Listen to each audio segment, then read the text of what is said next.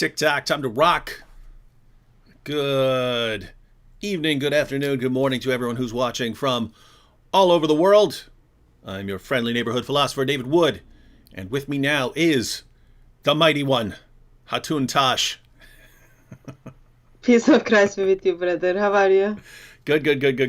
Hatun, before we get started on our topic and so on, why don't you introduce yourself, tell everyone about what you do. I'm Christian. I'm from Turkey. Currently, I am based in England. What I do, the part which is like linked with this live stream, I guess I engage with Muslims in public platforms. That will be a place called Speaker's Corner, where we get to meet with Muslim missionaries and have debates and discussions, where we get to preach gospel of Christ. Also, I do lots of street preaching and Bible studies in the mosques or around the mosques. Mm-hmm. All right, and I'm trying to think. Are you the only woman I've ever had on the live streams with me? I'm sorry if that is the case. Oh, no. I did have Karen Cross speaking about abortion on here. I'm trying to think, but okay. Yeah.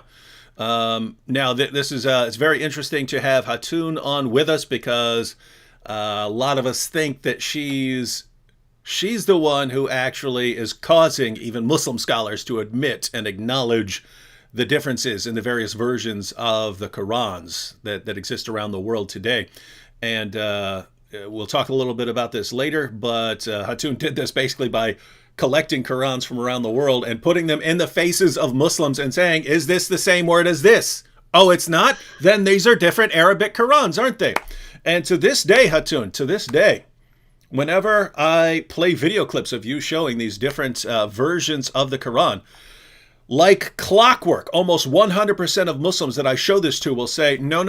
Those are just different translations. There's only one Arabic Quran. When you show people those Qurans, are those different translations or are those different Arabic Qurans? So they are different Arabic Qurans. Their name is different. Text is all Arabic inside, but in somehow, even though Muslims see it's Arabic, they want to express that it's the same. Or if they haven't seen any physical copy, they would say, oh, it's just a translation from one Arabic to another Arabic. Or the worst is, actually, I wrote them. Mm-hmm. Yeah, and I I hear that too. You printed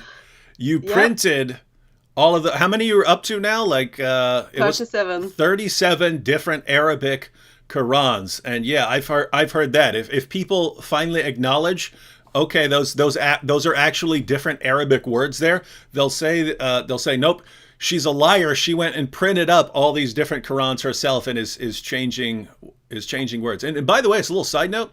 The people who tell me that, the people who say that, they reveal something about the way they think, right? They reveal to me that when someone is refuting you, that person must be using deception, in which case they're revealing to me something about how they think, right? They think, oh, the way to get what you want in life and the way to get your point across is to make things up. So if this Christian woman makes a point and refutes me, she must be lying because that's how you make points. And but ladies and gentlemen, that's not how we make points. We make points by presenting facts. Now, you did get you have a request right here.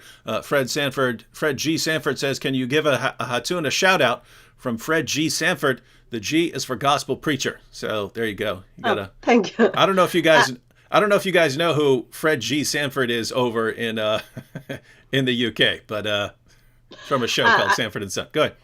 Yes, he's we know him. One of the things we have is so you show them the different Qurans. First, they would kind of look at it, and then they know it is different. Now, they try to, first of all, justify it. Mm-hmm. And then when they kind of tell me, yeah, I wrote it, all I do, I simply start saying, yes, I did take time, and then I did write it. And then I wanted to support the economy, so I went to Saudi Arabia or Jordan or Nigeria, wherever I got the Quran, and then I asked them to publish it, and then I sold it so that everyone is happy. But no, actually, it was lovely Muslims who published it and who uses them. Mm-hmm. And yeah, you're getting comments here. Yeshua Chai says, Hatun invented the printing press. And so, yeah, Yes. I really think they're going to have to ultimately accuse you of building a time machine and being a time-traveling Christian apologist and evangelist, and going back in time and using your fake Qurans that you printed up to trick a bunch of Muslims into thinking that there are all these different versions of the Quran, and to using different versions of the Quran in different places around the world. And so, by the way, That brings sorry. Oh, go ahead. Of course, that brings lots of questions regarding the power of Allah, because Allah is going to protect that one and only Quran. If I'm able to produce 37 different Arabic Qurans and able to sell it, it tells me, yep, I think I'm a little bit more powerful than Allah, and clever maybe. And very wealthy. Marion here says, Hatun has all the money in the world, no problem for her to print 37 Qurans and distribute them worldwide. Yeah. Actually, Marion, Hatun only had to make up 36 Qurans, because there's the one perfect Quran, and then she made up an additional 36 different different Qurans. So yes, very, very wealthy, and Hatun must have her own printing press, and she's a time traveler. This is what people have to go through to explain this stuff. Oh, by the way, side note, I saw a comment before we went live from Truth and Courage, one of the Muslims who responds to us here, and check out this comment, everyone.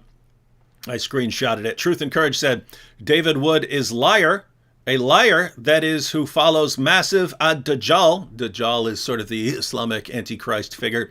He is no follower. The guy admitted long time. I saw a video where he went to Jerusalem and he says David Wood met the Dajjal. So Truth and Courage is telling people, don't listen to me, because I made a video when I went to Jerusalem and I said that I met the Dajjal. So notice, don't trust David, don't believe him. He admitted that he met the Dajjal. Now, if you actually go to the video that Truth and Courage is talking about, it's the one where I was on the Temple Mount, right? Where I went up to Al-Aqsa and the Dome of the Rock. And I was walking around there and I saw a one-eyed cat. There was a cat with one eye. And so I said, everyone, I have found the Dajjal here outside the Dome of the Rock. And that was it. And so now you have Truth and Courage running around. David Wood admits that he met the Dajjal. He admits it. My goodness, what an amazing religion this is, ladies and gentlemen, that these are the people who are here defending it. All right, everyone. Well, we're going live here at 4 o'clock Eastern time, mainly so that people who are in the UK and maybe Europe, maybe I understand it. The farther you go east in Europe, the later it is. But we're making this available, trying to get it a more friendly time for European viewers here with some of the live streams. Probably in upcoming live streams, because I have gotten requests to go even earlier. For people in other parts of Europe, so maybe like 2 o'clock or something. So probably here in the coming weeks, try to get some live streams in at 2 o'clock. But all right, so we have our topic. We're going to be looking, the topic I put on the screen is, why are there so many different Qurans?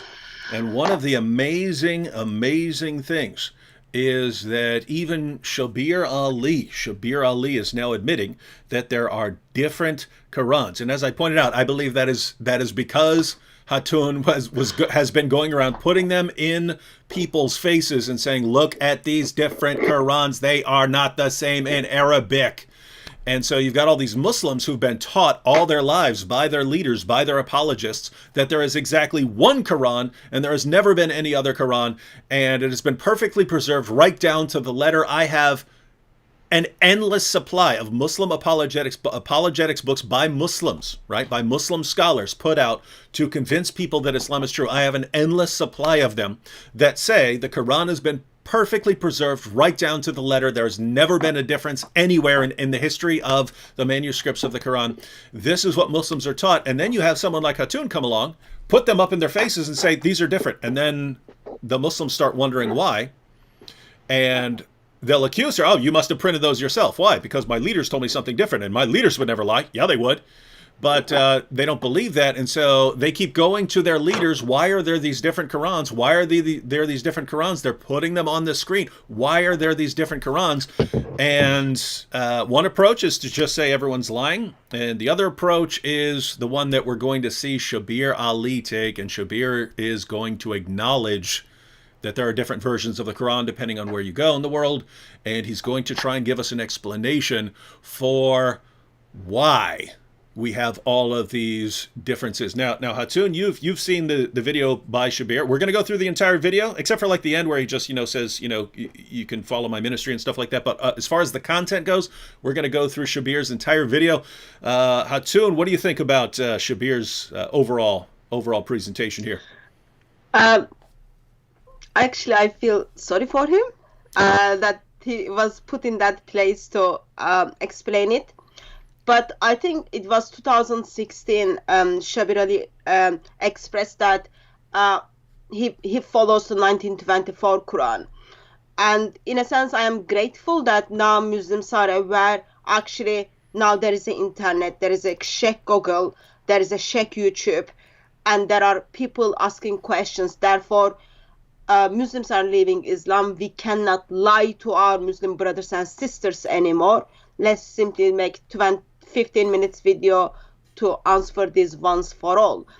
So overall, he's gonna try to justify those different Qurans are simply complementary to one another. Mm-hmm.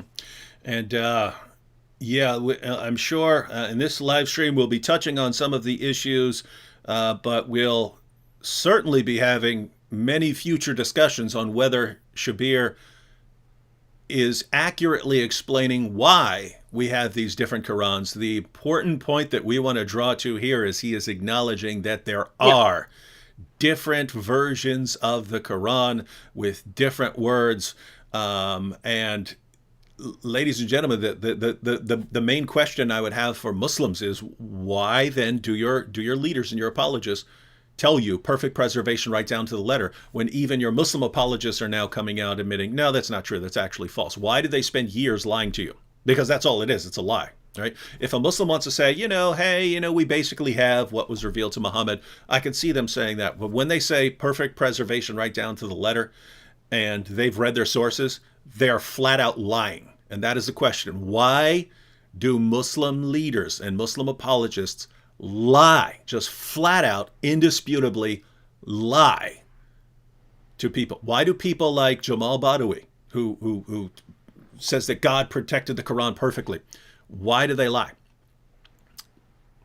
That's a big question for the Muslims who are watching. All right, should we go ahead and start checking out these video clips? Yep. All right, so ladies and gentlemen, we're going to again go through, now Shabir has posted actually a couple of videos on this. We're going to go through one during this live stream, and Shabir's actually going to give multiple explanations for why we have different versions of the Quran. But here we have just the sort of clip to start it off here. Let's see what he says.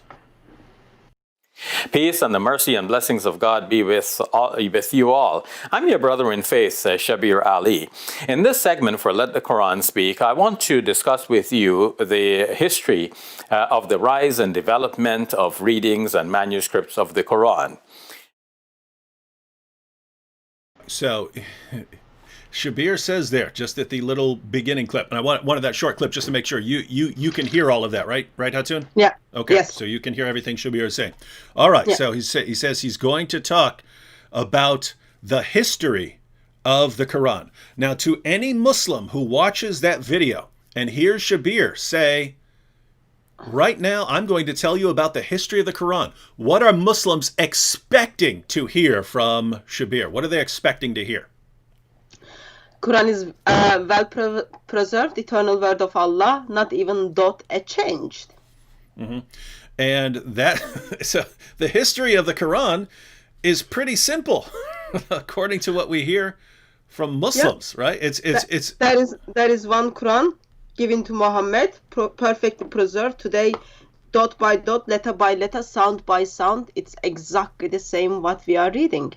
And so it's a very, very simple history of the Quran. Muhammad revealed it to his followers.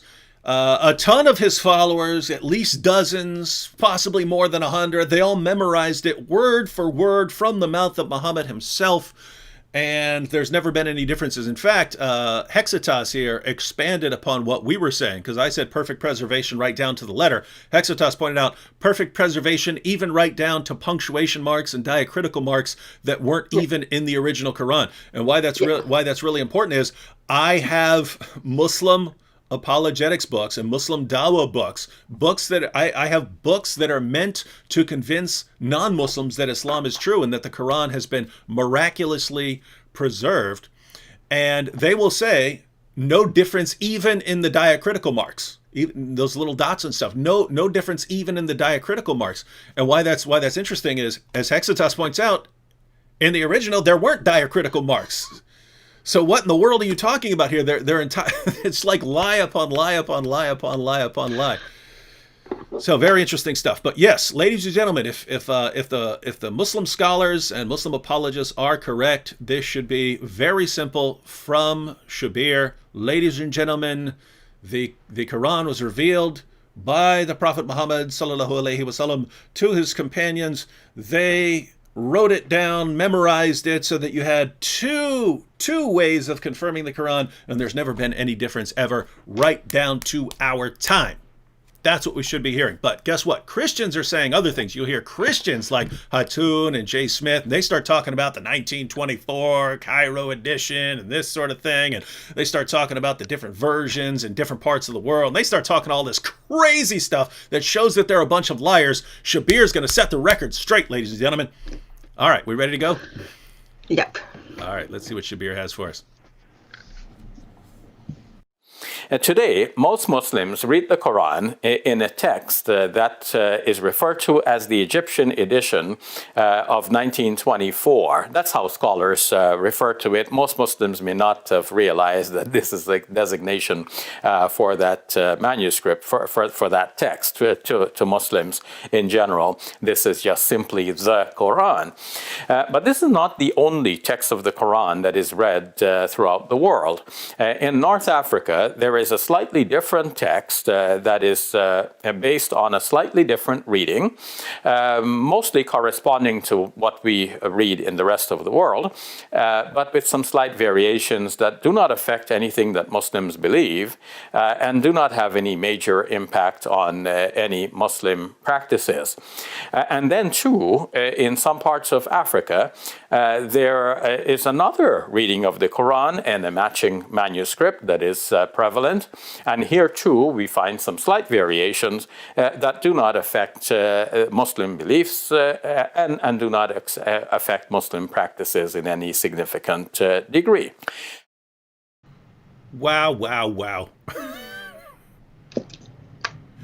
So much packed into that. And Shabir's just getting started here, ladies and gentlemen. But notice he starts off by saying most Muslims follow the 1924 edition of the Quran. Hatun, that's something I've heard for years. I've said that for years. Jay Smith has been saying it for years. You've been saying it for years. I've heard Christians say it over and over and over and over and over again. When we say it, Muslims say, what are you talking about? We follow the original Quran as laid down by Prophet Muhammad. What are you talking about, 1924? The 1924 is the same as the Quran that was during the time of Prophet Muhammad. That's what we hear, and now you have Shabir Ali. Actually, what Muslims really follow is the 1924 Cairo edition of the Quran. This is amazing stuff. What do you think of Shabir here? And then, of course, he explains that actually they are not even aware of that. They are following the 1924 Quran. I think it might be helpful for us to give a little bit help to Shabir Ali. So 1924 Quran, 10th of July 1924, it has been officialized in Cairo. And then later that year, with some additions, they made another Quran. And then in 1936, it has been officialized for Egypt. Mm-hmm. And then, of course, after we look at the Islamic history, and then we see all of those Qurans went under the river in Egypt. The ones like differ from one another. It is sad that seriously Muslims are trying to hide those basic informations from other Muslims, especially those who has platform. I think that's just simply deception. I grew up with knowing there is only one perfect Quran, and even at Speaker's Corner, where you get to meet Muslim missionaries, they still make the same claim. There is one perfect Quran, and the current Quran we are reading is taking us back to Muhammad. Yet now, Muslims don't have much options to tell us, yes, we've got the Quran from 1924. I am sure David Wood is much younger than that, but 1924 is like not that back. It's like 90 years. Yeah. So now earlier you said you feel sorry for Shabir Ali. I'd like you to explain what you mean by that, because I feel sorry for him, but I feel sorry for him because he's going to catch a backlash from Muslims. He's going to catch a backlash from his. Is that what you meant? Yeah. So there was a debate in England 2016, I think, or 2015, between Shabir Ali and Jonathan McLatchy, and there was a question on the Quran has been asked. In that question, in that time, Shabir Ali said he follows 1924 Quran. And then suddenly Muslims in the room start showing him a note to just simply telling him, unpack what you meant, because that was a very big deal. Since then, he's not that much favorite anymore. But now, I don't know, but probably he's already getting messages from Muslims that why this information is public. One of the different things between Muslims and Christians is, if I make a mistake, and I do lots of mistakes, by the time from Speaker's Corner to home, I even get phone calls on the train because I said something at Speaker's Corner that was theologically wrong, or I misrepresented. That video already went up on YouTube. Christians would call me and then tell me that I made a mistake, and they would explain it to me. And following week, I have to turn up there, and then I would say, I'm sorry, I stand corrected. But one of the things with Islam and with Muslims is you don't express those things publicly. So for 1400 years, if you just get rid of first couple of centuries, because Muslims were quite okay to have different Qurans, but last 1,000 years, Muslims are saying to one another, there is only one perfect Quran. In the mosques, today they are still teaching and preaching there is one perfect Quran. Yet a Muslim who has got platform stood up a couple of weeks ago and then said, actually, you are not aware of it, but the Quran, you are kind of saying the Quran of Muhammad is only dated in 1924. That is sad, because now Muslims are kind of gonna not like him. Yeah, and that's so, ladies and gentlemen, that's what we mean when we say we feel bad for him. And notice why Shabir has been put into this position. He's been put into this position because Muslim scholars and Muslim apologists have been lying to Muslims for centuries, telling them perfect preservation right down to the letter. And now, notice, it's Christians who are the ones going through the Muslim sources, going through the Muslim manuscripts, getting different versions of the Quran from around the world to show Muslims that they've been lied to, till we get to the point where even a Muslim apologist like Shabir Ali has to admit, no, we actually have different versions of the Quran in different parts of the world, and the Quran that Muslims follow today is the 1924 Cairo edition. Shabir has to admit this. Why does he have to admit that? Because it's true, right? And so Christians are the ones that have to tell Muslims the truth. And now Shabir is actually telling the truth about acknowledging some important facts about the Quran. And the response from Muslims is going to be, how dare you, Shabir? We condemn you, Shabir. How dare you say that there are these, how dare you speak the truth, Shabir? It's like the community prefers a comforting lie than a discomforting truth, right? They would prefer, hey, lie to me if it makes me feel good about my religion. And if you tell me the truth about my religion and it's something I don't like, then I don't want to hear that. I don't want to hear the truth. And notice this goes back to the very companions of Muhammad when they're sitting there burning manuscripts to cover up the differences, to pretend that, hey, we have this, we're going to put out this single authoritative Quran. They would rather have just complete unity and have everyone think that they're on the same page with this Quran. And if they have to burn all of the evidence, they don't care. It's better. It's a comforting lie is better. This goes back to the earliest stages of Islam, and no surprise it comes down to the present. And when someone differs, when someone says, no, we actually need to acknowledge the truth here, otherwise everyone's just going to expose us as liars. We have to acknowledge the truth here, and he's the one who's going to get in trouble. So notice, the Muslims in the chat and Muslims around the world, they're going to be mad at Shabir Ali for admitting basic, indisputable facts about the history of the Quran. They're going to be mad at us for using clips of Shabir Ali to expose the lie that's been going on. They're going to get mad at us. They're going to get mad at Shabir. Who are they not going to get mad at? Muslims aren't going to get mad at the people who've been lying to them for years. Those are the people they're not going to get mad at. Whereas in Christianity, it would be the exact opposite. If our leaders and our apologists spent years lying and then someone exposed it, we would get mad at the liars. In Islam, they don't get mad at the liars. They love the liars. They hate the people who come along and refute the lies. Why is it? Why would the true religion need this, ladies and gentlemen? Why is a true religion built upon this foundation of lies? Okay, Hatsu, the other important thing that Shabir acknowledged there in that opening, so he acknowledged that Muslims follow the 1924 edition of the Quran. And then he pointed out that he made it sound like there are two additional versions of the Quran. One, it sounded like he was from Northern Africa, and one from Africa.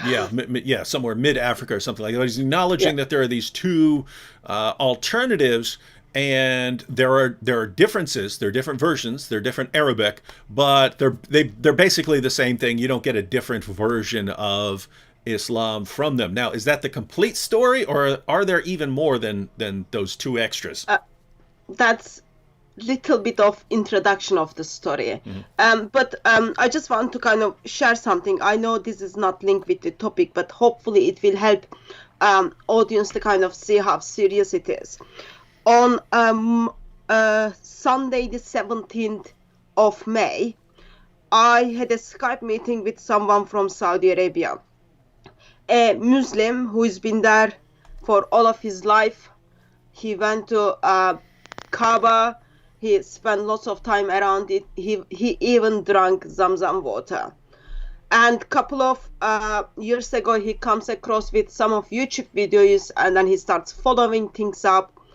And on the 17th, when we talk, he was simply screaming at me why Christians are telling him that Islam is false. So for a couple of years, he's been checking the informations Christians are putting there, and he's got access to the informations. He checked it out. He's convinced that the information is given by Christians to Muslims are correct. Now he's upset and he's screaming, why are you telling me this? Instead of like calling his imam or his sheikh and then saying, why have you lied to me? He's screaming at Christians, why are you giving me this truth information? That kind of in a sense shows us, they've been lied, and when someone figures out they've been lied, then it is very hard for them. It is very hard for them to move one step forward and then say, there is something wrong, and then I need to act for it. Or you can pick the other option and then say living under the lie is very easy. Mm-hmm. Yeah, so, it's a choice up there. Yeah, so notice everyone, it's Christians telling the truth, and a Muslim in Saudi Arabia getting mad. Why are you telling me this? You know you're hurting my feelings by telling me the truth. I would feel much better if you kept all these facts and true statements and refutations away from me. I just want to hear the truth from I just want to hear lies from my Muslim leaders because it feels good. What a religion. What a religion that relies on this. All right. Anyway, on Shabir Ali. Yes, Shabir Ali expresses there are two different Qurans out there alongside of 1924 Quran. One of them, he says, from North Africa, that is identified as the Warsh Quran. And Warsh is someone who preached in Muhammad's mosque in Medina for 4 years, approximately 100 years after Muhammad. That's the kind of Quran attributes to him. And then other Quran, he doesn't give us the name. He says it's in Africa. I think he's talking about the Duri Quran. But that's only 2 out of 37 which I have. Or according to Islamic tradition, that would be 2 out of 30 different Arabic Qurans. And then he also expressed, there are small differences, slightly differences, variations between them. Nothing impacts in their faith.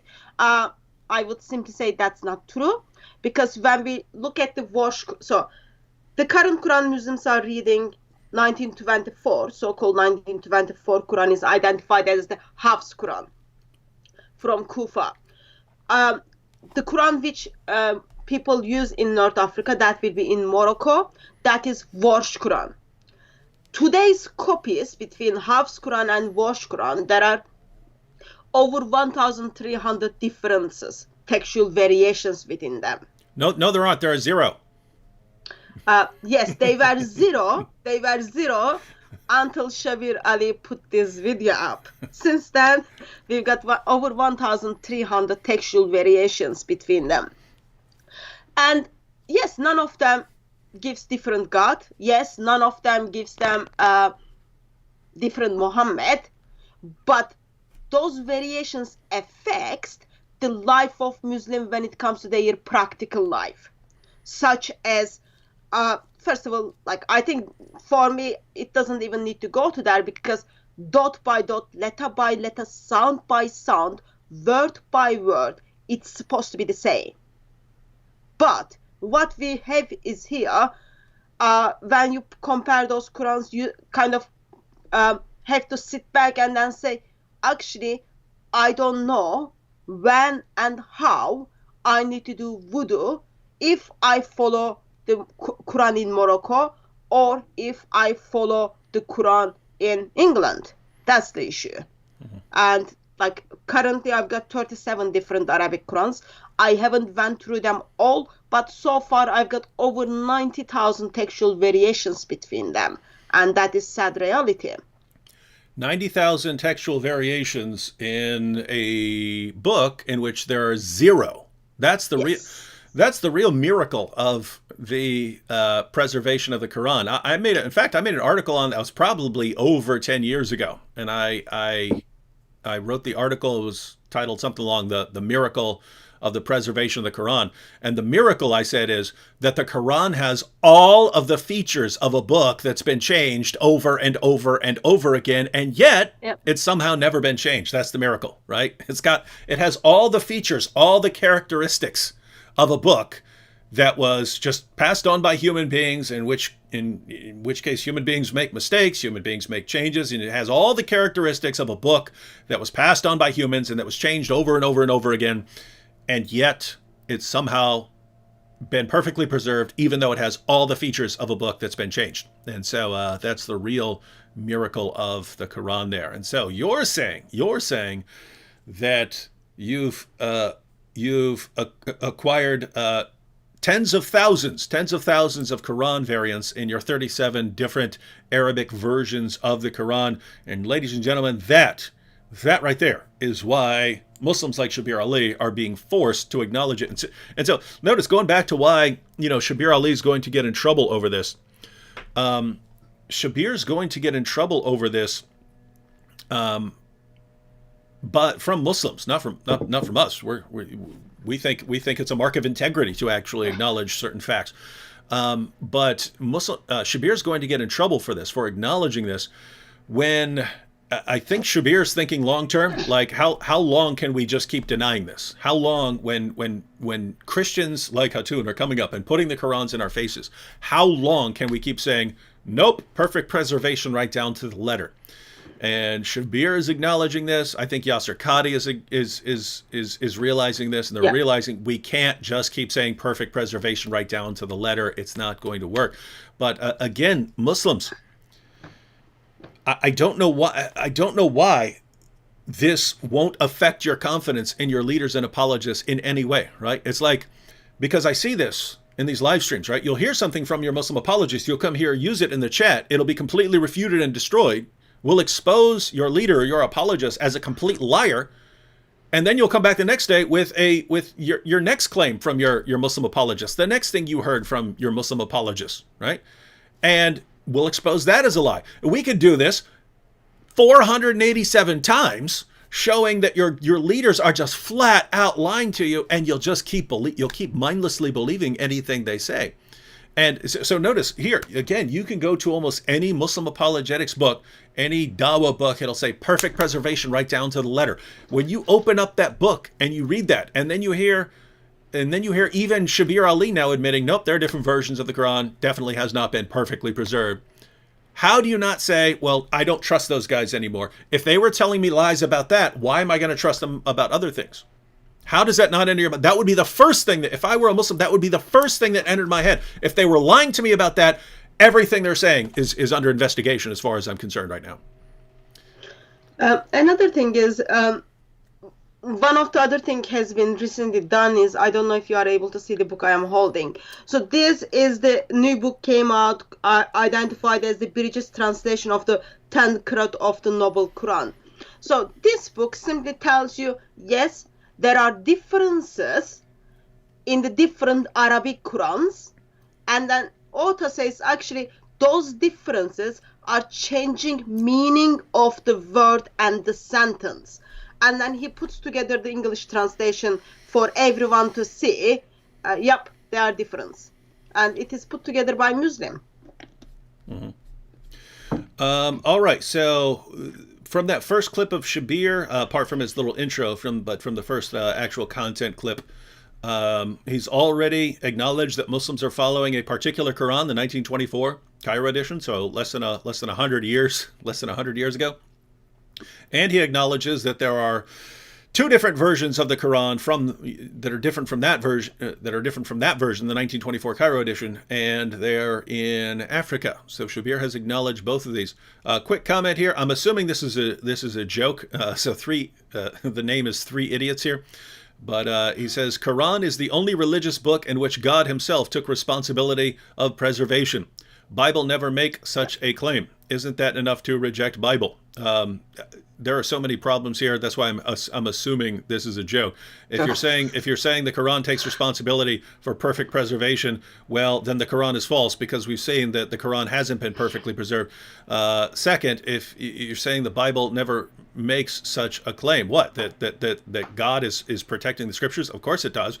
And finally, that if you're the problem here would be the Quran, which you say has been perfectly preserved, says that God says that God has protected all of his scriptures, says that no one can change his words, says that he revealed the Torah and the gospel, that no one can change his words, and that the Torah and the gospel are still authoritative. So if we were to reject the Bible, we would have to reject the Quran as well. So again, I'm assuming that Three Idiots is joking here. All right. So should we go on to the next clip from Shabir? Yeah. All right. Ladies and gentlemen, Shabir Ali giving Muslims more history of the Quran that they never hear from Muslims, but have been hearing from Christians for years. And now Shabir is acknowledging what we say. So how do we make sense of all of this? We want to retrace the history of how these manuscripts became divergent. How is it that we have a variety of readings of the Quran and manuscripts to match, or rather even now printed texts to match? Now, today, in a Muslim college in which imams are being trained to serve the community, an imam, if he specializes in the recitations of the Quran, he may be taught as many as 10 different recitations of the Quran. And these 10 recitations complement each other. They basically, again, have no effect on the beliefs of Muslims, and they do not affect in any significant degree the practices of Muslims. So we want to get a grip of this. How did all of this come to pass? So now Shabir is acknowledging that Muslims who go to Islamic schools to learn the recitation of the Quran may learn as many as 10 different recitations of the Quran. We'll learn as many as 10 different recitations of the Quran, but he's saying you don't get a different Islamic belief. And notice he says it doesn't affect practice in any significant way. So he's acknowledging that it might affect practices in certain ways, just not any really major way. Once again, ladies and gentlemen, this flies in the face of everything Muslims are taught all their lives. They're taught all their lives perfect preservation right down to the letter. Notice we barely started the video, and Shabir has already acknowledged no, Muslims follow the 1924 Cairo edition. There are multiple other editions. Muslims who go off to Islamic seminary may learn as many as 10 different recitations of the Quran. But at the end of the day, those differences in these different recitations in different versions, they're not things that would affect core, essential Islamic doctrine or practice. And the reason that stands out, ladies and gentlemen, is that is exactly what Christians have been saying forever. When Muslims say, "What about all these textual variants in the history of your Bible?" Well, guess what? Anytime you have human beings copying down giant books, you're going to end up with tons of textual variants. You never end up with textual variants that affect core Christian doctrine or practice. And Muslims say, doesn't matter. That's not what we're talking about. If one letter's been changed, your book's completely corrupted, can't be trusted, it hasn't been preserved by God. And now you've got Muslims, yep, there are all these variants of the Qurans, there are different versions of the Qurans. And by the way, Shabir's just getting started. He's going to say so much interesting stuff here. But his takeaway is, it's not really important because it doesn't affect core Islamic doctrine or practice. So notice what Shabir is saying. If these differences don't affect, core practice or belief, then it's not really a significant issue. Well, great. Then there went all of your objections to the history of the Bible, ladies and gentlemen. There went all of them. They all just went bye-bye by that admission. What Muslims, notice what Muslims do. What your average Muslim does is, he says, Quran's been perfectly preserved right down to the letter, and if there's any variant anywhere in the history of the manuscript tradition of the Bible's been corrupted, can't trust it, your book is garbage. And Shabir's coming along, nope, there are all kinds of differences, there are different versions of the Quran, and they're okay because as long as they don't affect core doctrine or practice, that's not really corruption. So now it's not corruption, ladies and gentlemen. This is amazing stuff. Hatun, what do you think? I think before even we look deeper, there is something essential which people are, I think, intentionally forgetting. According to the Islamic tradition is, only the right recitation of the Quran is going to intercede for you on the Day of Judgment. If you've got already teaching your imams at the schools or colleges 10 different recitations, yet rest of Muslim world doesn't know, they're just reciting the Hafs version, which is the correct recitation, who is going to intercede for you on the Day of Judgment? There is a big theological problem, first of all, there. All you can do is pray and pray and pray that Hafs is the right recitation, which is going to intercede for Muslims on the Day of Judgment. If it is not, Muslims are already messed up. That's the first point. Second point is, I think Muslims are simply saying, it's just a recitation. When they say it's recitation, all they are trying to do is, it's how you pronounce the word. But that's not the case. What Islamic tradition is talking about, those Qurans have different names, and those words are written differently. Their meaning is differently. Therefore, you pronounce them and you recite them differently.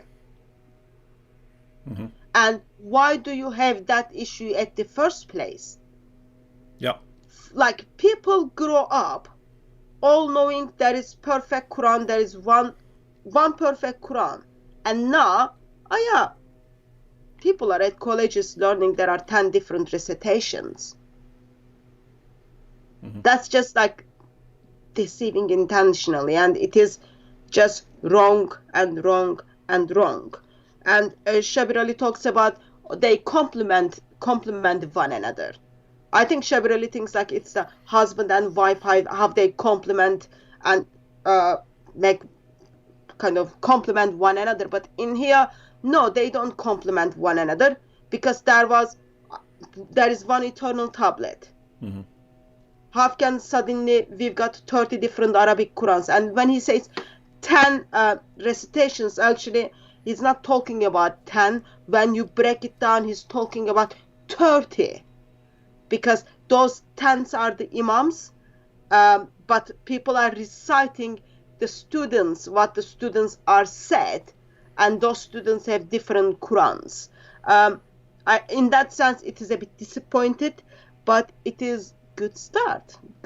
So when Sheikh Google takes over or Sheikh YouTube takes over, probably we will get to hear with all of them, with all of their meaning. Mm-hmm, mm-hmm. And so, yeah, it's imagine you've got Allah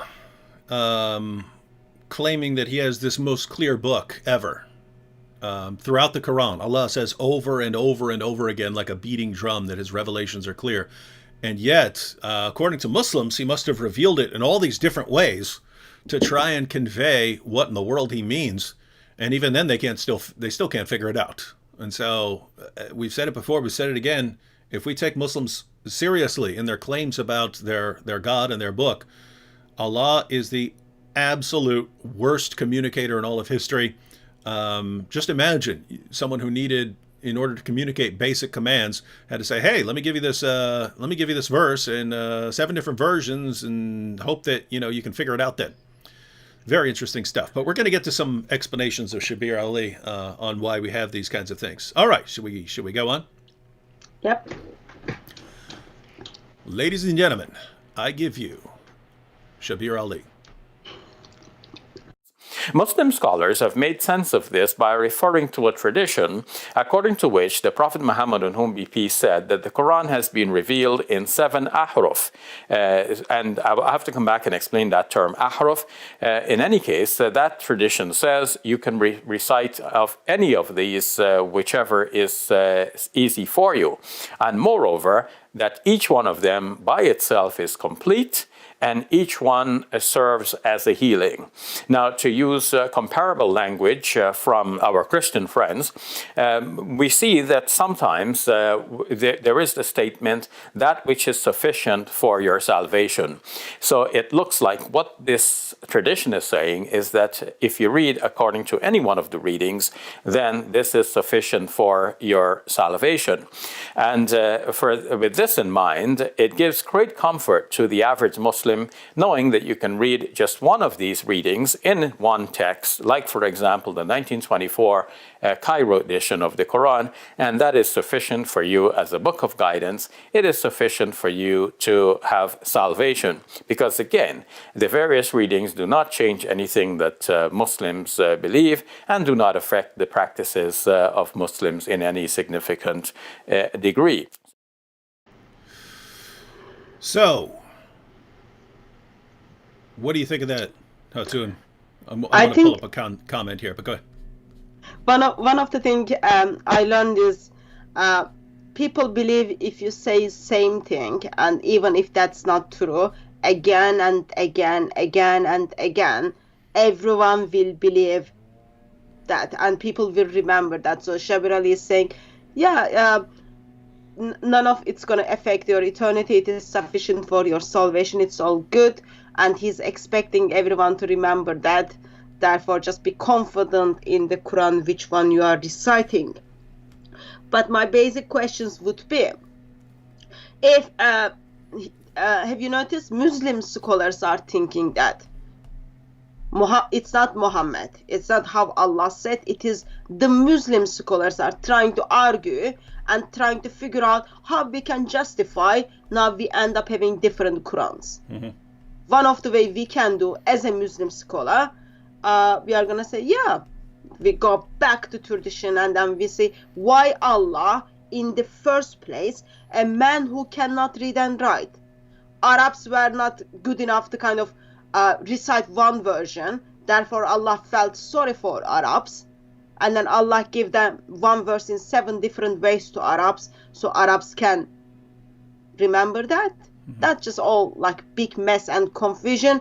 And also Muslim scholars simply says actually Aruf has nothing to do how Quran is given in 7 different ways. That will be it. I think follow up the video he will be expressed that this is all Aruf given in one. Yeah, I think he goes on to say we scholars don't even know what the ahruf are, which is amazing because Allah reveals the Quran in these different ahruf, and you can ask 10 different Muslim scholars what the ahruf are, and you get 10 different answers. They don't even know. They don't even know what these things are. So this is interesting stuff. Check out this comment here because this is very typical. Forza here says not differences in the content, differences in pronunciations, but the meaning of the word don't change. It's just like the difference in the pronunciation of Irish English versus USA English. So the difference between these different versions of the Quran and these different recitations of the Quran is like the difference between an Irish person speaking English and an American speaking English. The Irish person would say, "Me frosted Lucky Charms, they're magically delicious." Whereas an American would say, "My frosted Lucky Charms are magically delicious." And you see, those are the only differences we're talking about here. Hatun, is Forza correct here? No. No?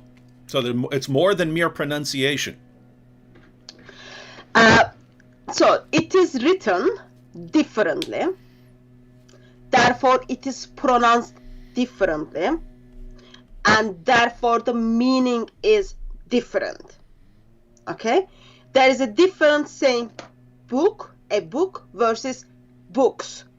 When I say a book, I'm talking about only one book. If I am saying books, I'm talking more than one book, minimum 2. There is a difference saying you, and there is different meaning and saying they are 2 different things, or fight and kill, they are 2 different things. They are written differently, they are pronounced differently, and meaning is differently. One of the things you can do is I forgot the name of the person who is making the comment. If you just simply get this book. We did have a request. Could you hold that up a little more and give the title of the book, because someone clearly wants the book. So it's Bridges Translation of the 10 Qirat of the Noble Quran. Yes. Okay. And it is from Fadl Suleiman. This book just tells you it is not how you pronounce it. It says meanings are different, and author makes it easy. Meaning is different in Arabic as well as different in English. Okay? Yep. And in English, fight and kill is different. In Arabic, fight and kill is different. In English, book and books are different. In Arabic, that's different as well. Or other very basic question is, Muhammad gets so upset and cries that Arabs are poor Arabs, they can't even read, they can't even get on with the language. Why would Allah send to one tribe different versions of one language? That doesn't make any sense. If they're, first of all, we have to clarify. It can't possibly just refer to different pronunciations, because during the time of Muhammad, even people from the same tribe would disagree in their recitation of the Quran. So they're from the same tribe, they spoke the same dialect, and they're using different versions of the Quran. So this isn't simply different pronunciation. But I'd like to point out, Forza, if we actually go through, when we're talking about, you basically got different things. One, you have manuscripts today, and you can line up the manuscripts side by side. So if you line up the Hafs and Warsh and so on, you see differences. They're not simply different pronunciation, there are different words there, right? But if you go back to Muhammad's early reciters of the Quran, people like Ibn Masud and Ubay ibn Ka'b and so on, you find things like this. So if you read Surah 33, verse 6 of the Quran, It says, in the version you have today, the prophet is closer to the believers than their own selves, and his wives are their mothers. So that's what it says. The prophet is closer to the believers than their own selves, and his wives are their mothers. Right? Let me read to you a comment from Yusuf Ali's translation of the Quran when he adds a comment at the bottom. Here's his comment. In some qiras, like that of Ubay ibn Ka'b, occur also the words, and he is a father of them, which imply his spiritual relationship and connection with the words, and his wives are their mothers. So notice, if you read the Quran today, it says, prophet is closer to the believers than their own selves, and his wives are their mothers. But if you went to Ubay ibn Ka'b's version of the Quran, it says, and he is a father of them, meaning Muhammad is your father. Your sort of spiritual father, spiritual sense. The words, he is a father of them, are not in your Quran. They were in Ubay ibn Ka'b's edition and a couple other editions, a couple other versions of the Quran. So, I feel, I'm shocked that we even have to say this. Is a verse of the Quran that says, and he is a father of them, and a verse of the Quran that doesn't have that, it doesn't say he is a father of them at all, is that a different pronunciation? Is that a different pronunciation? One has the words, and he is a father of them. The other doesn't have the words, and he is a father of them. One has this phrase, one doesn't have the phrase. Is that a different pronunciation? In other words, if you go to Ireland and they say, and he is a father of them, and you come to America and we pronounce it differently by not saying anything, are those the same things? Are those different pronunciations? Or are those different words? Forza. I'm saying Forza. Notice, it's so frustrating. Forza, why are you saying it's different pronunciations? Why? Because here's how it works. Your leaders tell you, perfect preservation, right down to the letter. And you run out and go, the Quran has been perfectly preserved, right down to the letter. And then you ran into someone like Hatun who said, actually, no, here are all these different versions of the Quran. So you ran back to your Muslim leaders and said, oh my goodness, she's showing me that there are different versions of the Quran. And the same people who lied to you at the beginning lied to you again and said, no, those are just different pronunciations. There's no difference in the words. There's no difference in the meanings. So now you're running out going, you see, my leaders, the same ones who lied to me the first time, they told me this. It's false. It's false. As this live stream continues, I'll give you example after example after example after example after example of changes to the Quran from your own Muslim sources. What does it take? What does it take for you to realize that your leaders are lying to you? Because apparently they could tell you absolutely anything and you'll just believe them, no matter what. This is amazing. And now you've got Shabir Ali even admitting that there are these differences. And he's not talking about pronunciations. Forza, go ahead and ask Shabir Ali, are you just talking about differences in pronunciations?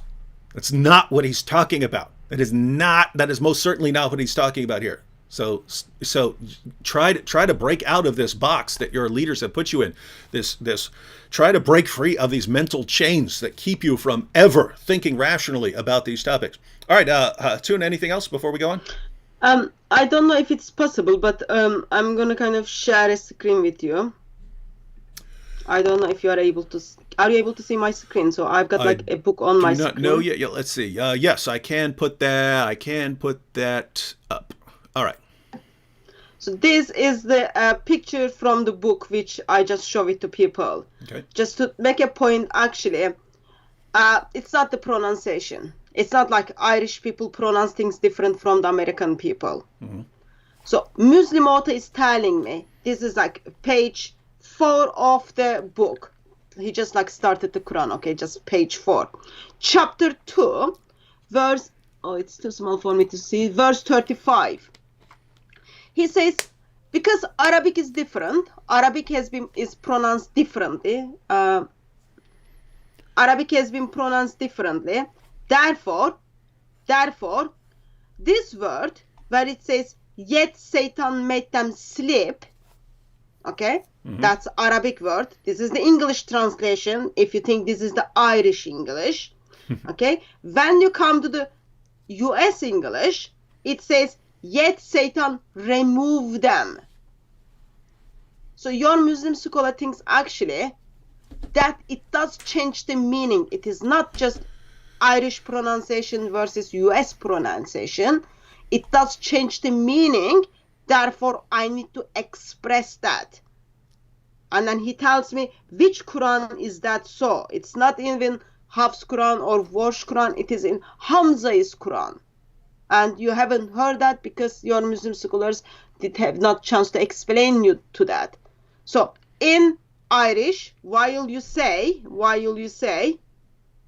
Satan made them sleep, you move to the US and then you say, Satan removed them. And when you look at the context, actually there is a theological issue there. But that is just the pronunciation from Ireland to US. Change the meaning of all. If you are able to not share my screen now, I'm gonna kind of get rid of that, so I don't want all of my files to be on YouTube. You're good. Okay. It's back to us. Okay. All right. So notice, ladies and gentlemen, Muslims keep coming with what their leaders tell them, and over and over again, what their leaders tell them are lies. People like Shabir Ali are acknowledging. They're not coming out saying, "Oh, you've been lied to for years," but if you actually put together what he's saying with what you've been told, it's clear that you've been lied to for years. And how do the Muslims respond? By telling us what their leader said again. Wow. Or you get the Muslims who looks at those differences, they see it, and they want to do nothing with Islam, as well as they don't want to follow their imams and their scholars anymore because they have been lied. By their imams, by their scholars, by their mother and their father, and now they've got nothing to do with Islam. They don't want to do anything with Islam. Therefore, what we see is, Shabir Ali sees there is a need to just make a video to explain what's happening behind the doors. All right, should we go on to Shabir again? Yep. He's going to keep giving us some awesome content here. Thank you, Dr. Ali. Here we go. So it's not like one of these readings is going to tell you that there is only one God, and another reading is going to say, hey, wait a minute, there is another God along with God. No, the central beliefs of Muslims are all unaffected by these variety of readings. But now, the tradition says that the Quran has been revealed in the 7 modes. Now, I said ahruf previously, that's an Arabic word, and the singular is harf, which means letter. So it literally means 7 letters. But this word could also mean edge. The word harf could mean edge. So maybe it means 7 limits. And in fact, Muslim scholars have not been able to define this term with any unanimity. And a wide variety of opinions have been given as to what this term means. What does it mean to say that the Quran has been revealed according to 7 edges or 7 letters? It may mean, according to some scholars, that the Quran has been revealed according to 7 dialects of the Arabic language. So whereas there was today one standard Arabic language, which is called Modern Standard Arabic, the language that is the language of textbooks and newspapers and magazines and news broadcasts and so on, that being an official language, there will be a wide variety of spoken languages in the Arab world.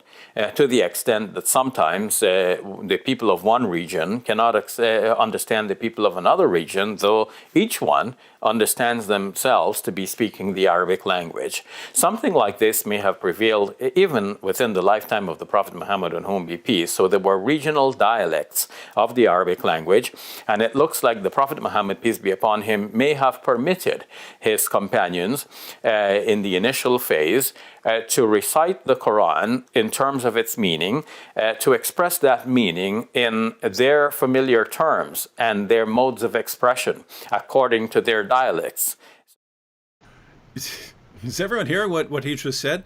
So Muhammad may have permitted the people from these different areas who spoke different dialects of Arabic, who couldn't understand what each other were saying, and he may have permitted them to recite a Quran in their familiar Arabic dialect and their own expressions and so on. By the way, again, he's just getting started here. He's going to keep giving more explanations of why there are all these different versions of the Quran.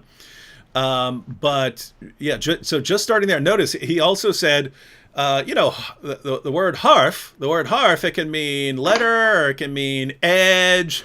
Muslim scholars don't agree on what these huruf are. One suggestion is that it's dialects. Again, that doesn't make sense, ladies and gentlemen, because even people from the same tribe who indisputably spoke the same dialect were reciting different versions of the Quran. So this, I would say, it can't refer to dialect. It has to refer to something else.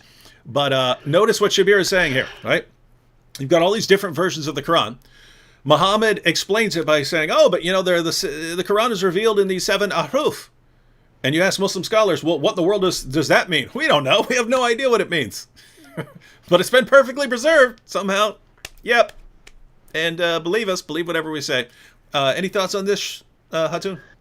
Whatever it meant, it is said that like Muslims don't even know what it meant.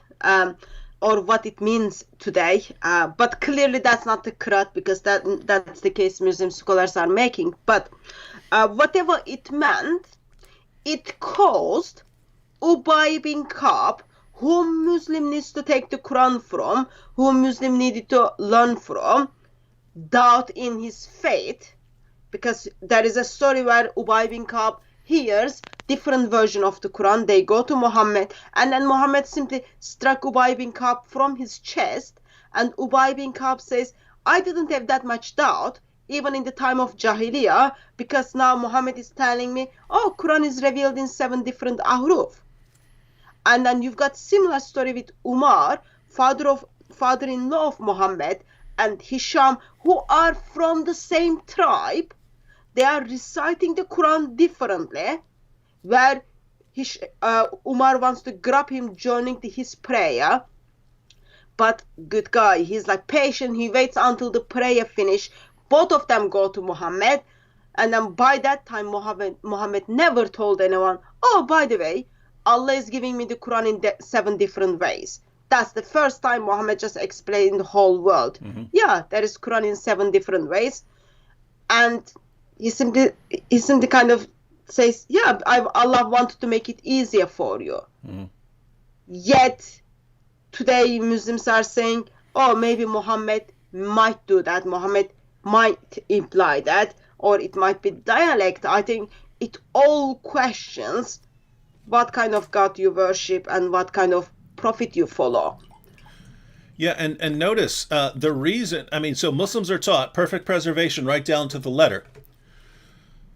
Allah could have done that, but instead, according to Shabir and other Muslims, he revealed it in all these different ways, which are leading to all these different versions that we have today, which are leading to not perfect preservation, or what in the world do you mean by perfect preservation of one Quran? Well, there are all these differences, right? It's just one Quran. We all memorize the same Quran. Even in the time of Muhammad, they didn't memorize one Quran. And DJM here points out in the chat, he says, was the Quran revealed to the Prophet Muhammad 7 times, each time in a different dialect, right? And notice that's the problem, ladies and gentlemen. If Muslims in different areas who speak different dialects are reciting the Quran in different ways according to their own dialects, and again, it's not just pronunciation. It's not just pronunciation here. They're reciting different versions of the Quran. Does that mean that when Muhammad received, let's say he was receiving some verses from Surah 2, does that mean he receives them and he goes, okay, here, I've received a revelation, here it is in our dialect. Okay, now I'm going to recite it again in a different way, and that's for this other group over here. All right, now I'm receiving it in the third way, and that's going to be for those people over there. And now I'm receiving in the 4th way, and make sure you pass this on to those. And now, okay, there you go, all 7 ways. Now there are all 7 ways of that revelation. Now I'm receiving the next revelation in 7 different ways. This is meant to help people understand the Quran. This is meant so that people can understand the Quran in their dialect. Is that the theory, Muslims? Is that your theory there? Because that's interesting. That's supposed to be only for Medina verses, by the way. Oh, good. Not like all of the Mecca verses. And if you think practically, like background of this thing, it talks about Muhammad was begging Gabriel, oh, my old people, I've got like old people, young people, old woman, young woman, and they're not able to learn it in one way. do you mind? Please be extra kind and then give us different versions. And then they do bargains, and then Angel brings it in 7 different ways. Mm-hmm. But as that happens, you kind of would say, okay, if people are already not able to learn things simple, if people are old and you've got lots of issues, you want to keep everything simple. Mm-hmm. 1 + 1 makes 2. You keep everything simple. You teach people in one way. Even when you are teaching something in the class, you don't say, okay, guys, this is the how we add the numbers way 1, way 7. Or way 7 is for people in the future who is gonna come and then put that together. But whatever happens, let's say, okay, Muhammad and Gabriel was very good. They did the bargain, and then Quran came in 7 different ways. Uthman steps in 650s and then says, no, we are gonna put that in dialect of Qurayshi, if it is the dialect. And then Uthman makes it 1. Then how come we today end up with you are teaching Muslims 10 different ways in the Muslim schools, Muslim colleges? That's already another question. Mm-hmm. So now Muslims are memorizing 10 different recitations of the Quran because these early dialects complement each other in their pronunciation. So it's just like again, it's just like reciting it in English and with an Irish accent as well. So according to what the Muslims have been claiming now, what Shabir is really saying is that Muslims go to their Islamic seminary and they memorize the Quran in 10 different recitations. And it's just like 10 different accents, right? So one will recite it with an American accent, and the next will recite it with English, but with an Australian accent. And the next one will recite it with a British accent. The next, with an Irish accent, and so on, and down the line. And they have to memorize all these different accents. Guys, do you even hear your defenses of the Quran? Do you know how this sounds to anyone who isn't mindlessly stuck with this perfect preservation theory? It's ridiculous. It's ridiculous. It's always been ridiculous. You just don't realize it. All right. Should we check out another clip? Yep. All right. Back to our good friend, Shabir Ali. So we must now think back to that time and how it is different from our present time. In our present time, we have the Quran coming at the end of a long period of historical progression leading to our present time. And in our present time, we have people who are specialized in the Quran. They devote their lives to studying the Quran. So they have every tool and apparatus at their disposal to make sure that they're reciting the Quran in a very precise way. And we want to insist on the precise recitation, because if everybody goes changing the Quran this way and that way, eventually it can go way out of whack, and one would lose the essential message. However, this situation that we encounter now is different from the situation in the lifetime of the Prophet Muhammad, on whom be peace. In our present situation, we lay a great emphasis on preserving the Quran letter for letter, word for word, because we want to make sure that nobody's going to change it.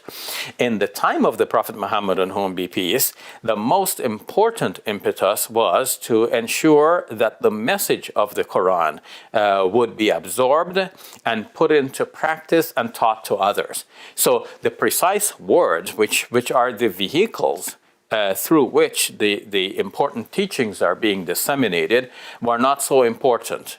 The teachings were important, but the precise words to preserve them were not of paramount importance. They did not trump in importance the need for the message of the Quran to be absorbed, to be practiced, and to be taught by others. Wow, wow, wow. Wow.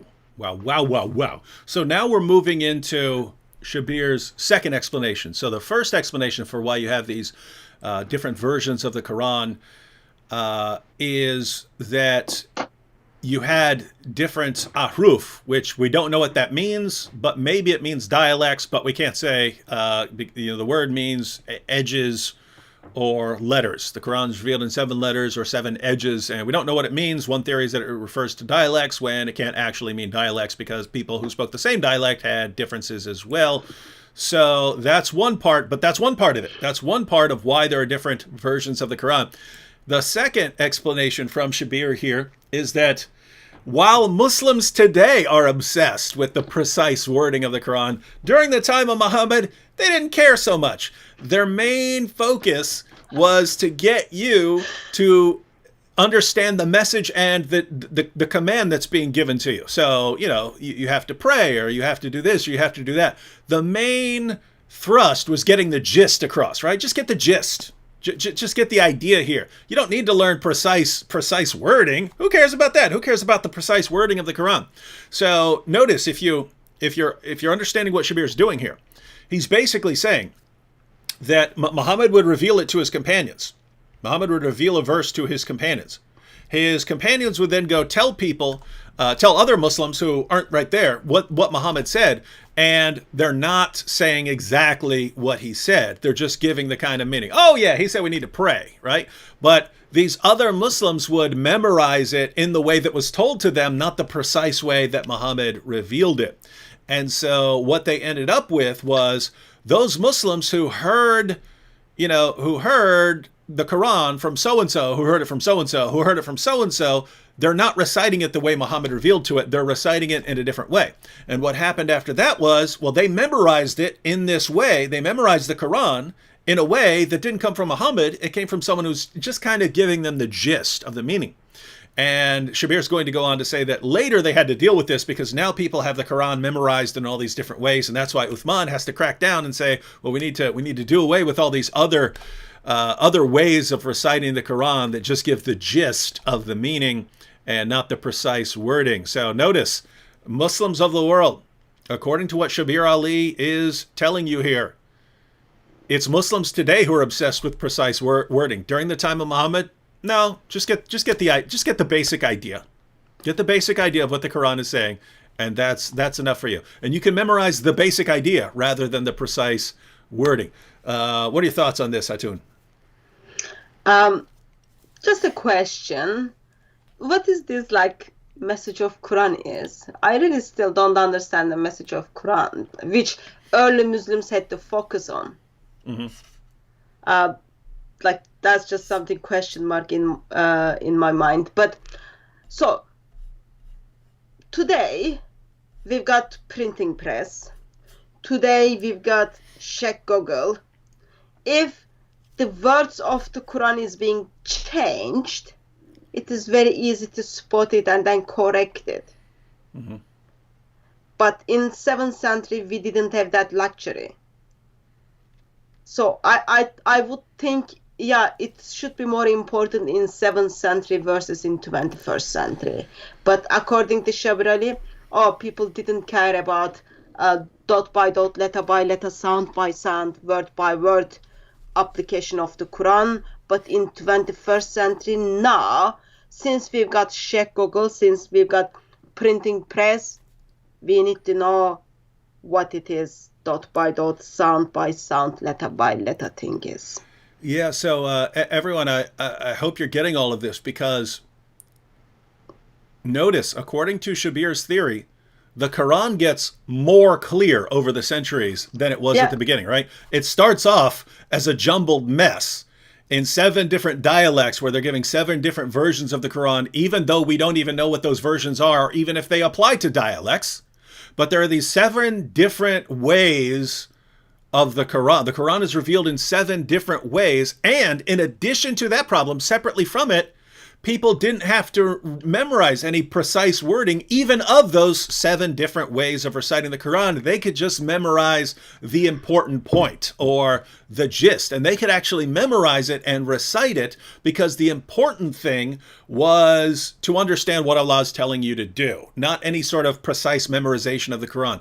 It's later Muslims who become obsessed with getting the Quran exactly right. But Muhammad's own generation, the generation of Muhammad. Muhammad and his companions, they didn't care about the precise wording so much. So notice, it's later Muslims who decide what the precise wording is. And they have to say, oh, no, we think you were just quoting the gist. We think you were quoting one of the different ahruf. Yeah. So let's go with this one. And they do this over time until you finally get down to the 1924 Cairo edition of the Quran, and they finally figured out what the real Quran is. And that's the one that's been perfectly preserved for all time. Guys, do you understand what a mess this is? This is a mess. It starts off as a mess. It's still a mess today. And Muslim leaders are saying there's no mess here, perfect preservation. Everyone knows it. Everyone believes it. This is amazing stuff. This is wild. Just also point out that when it talks about they were focusing on the message of Islam, as they were focusing on the foundation of Islam, that was how to do your prayer and tashahhud and the Quran. Mm-hmm. So Quran was part of that, according to Muslims. But it all messed up. Of course, Muslims have to defend. No, it's perfectly preserved. It is all complementary to one another, because if it is not perfectly preserved, that means Allah failed. Mm-hmm. That means Islam is failed. That means you have to give it up. That goes under that logic. Mm-hmm. We have a comment here. It says, Shabir Ali is on the Israeli payroll. He is lying for money, according to Anonymous Ali on my channel. So Shabir is now being accused of being on the Israeli payroll for saying, notice. I thought that was you in the beginning. Notice the Israelis are, so now the Israelis are paying Shabir Ali to tell Muslims the basic facts about their Quran. So now the Israelis are in on telling Muslims the facts about the Quran, because Muslim leaders just won't do it. Muslim apologists just won't do it. The Muslim leaders and apologists will only lie. And so now the Israel is paying Shabir Ali to speak the truth. This is awesome stuff. All right, should we go on? Yep. All right. Shabir keeps giving us. Shabir is the gift that keeps on giving here. And in fact, if the Prophet Muhammad, on whom be peace, had insisted on his followers that they should pay due importance to the wording of the Quran to get every letter and sound correctly, then that may have detracted from the focus on getting the message across and implementing that in the lives of new Muslims.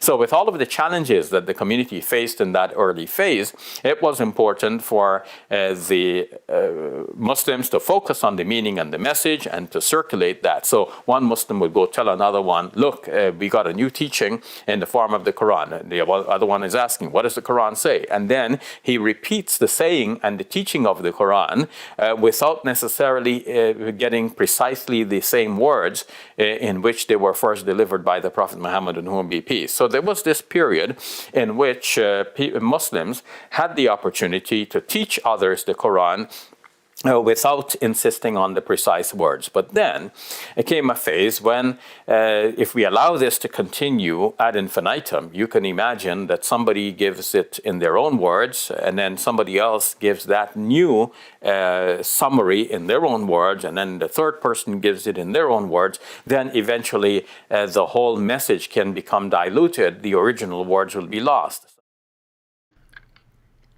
So now Shabir has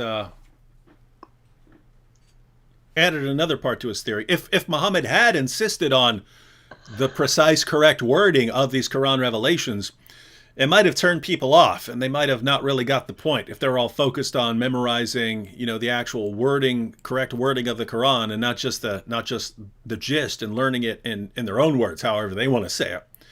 And so it would actually have hurt the Muslim community if there had only been just one Quran and they had focused on precise wording. And so he had to let them slide on this, but you can't let that go on forever. So eventually someone has to crack down, and that's going to be, of course, Uthman and his merry band of scholars. But notice the theory. In order to get the point across, it was more important to get the sort of meaning of the verses rather than the precise wording. So Muslims focus on just learning the meaning of the revelations, and memorizing them, memorizing the meaning, so they could have it whatever words they wanted, as long as they get the correct meaning, the correct teaching, right? And so that's how they're memorizing it. But you can't keep that up forever. That's how Muhammad's generation did it, but you can't just keep doing that, right? They've got these 7 different ways of reciting the Quran, and they're reciting just the meaning and so on, and all that's fine. You can't insist on precise wording. But later Muslims realize you can't just keep doing this, otherwise, these people are going to come up with their own, they're going to say it means this, and then the next group's going to say it means this, and so on, and you're just going to end up with a big mess. And therefore, we need to figure out the precise wording later, after the time of Muhammad. What do you think, Hatun? So, Umar, Hisham, Ubay bin Ka'b, when they were getting upset with one another regarding the way they were reciting the Quran, actually that was not even the case. Just when Muhammad struck Ubay bin Ka'b from his chest, he was just like, I don't know, maybe practicing if he's powerful, that Ubay bin Ka'b gets sweat or not. It has nothing to do with the way they were recitation wasn't even important. Recitation wasn't even important when Umar wanted to jump over other person during the prayer. But suddenly recitation becomes so important only 20 years after the death of Muhammad, because of the recitation, Muslims were calling other Muslims kafir. Mm-hmm. Within 20 years, Muslims understood, yup, that is very serious now, that dot by dot, letter by letter, sound by sound needs to be practiced now.